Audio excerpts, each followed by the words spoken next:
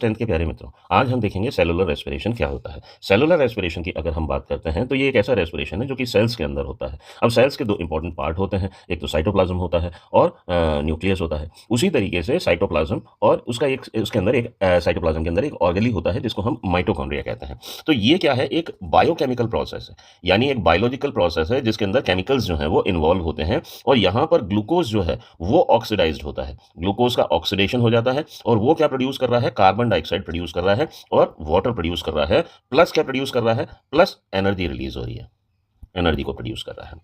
तो एनर्जी जो है वो रिलीज होती है, वो कितनी एनर्जी रिलीज होती है, वो 38 एटीपी जो है वो रिलीज होती है। तो जो एनर्जी रिलीज हो रही है वो कहाँ पर रिलीज हो रही है, माइटोकॉन्ड्रिया के अंदर रिलीज हो रही है और वो स्टोर किस फॉर्म के अंदर होती है, एटीपी के फॉर्म के अंदर होती है। अब एटीपी क्या है, एडोनिसिन ट्राई फॉस्फेट है। अब एडोनिसिन क्या है, वो एक प्रोटीन है और इसके साथ 3 फॉस्फेट जो हैं वो जुड़े हुए हैं। तो यहाँ पर क्या होता है कि एक के बाद एक इंटरमॉलिक्यूल्स जो हैं वो बनते हैं और इन मॉलिक्यूल्स को जो है वो रेस्पिरेटरी एंजाइम्स जो हैं मदद करते हैं ब्रेक डाउन करने में। तो यहाँ पर ऑक्सीडेशन हो रहा है और ऑक्सीडेशन किसका हो रहा है, ग्लूकोज का ऑक्सीडेशन हो रहा है, क्योंकि उससे ही हमको एनर्जी मिलेगी ना। तो इस तरीके से ये हम देखते हैं सेलुलर रेस्पिरेशन क्या होता है और उम्मीद करता हूँ आपको ये सेलुलर रेस्पिरेशन के बारे में सारी चीज़ें अच्छे से समझ में आई होंगी।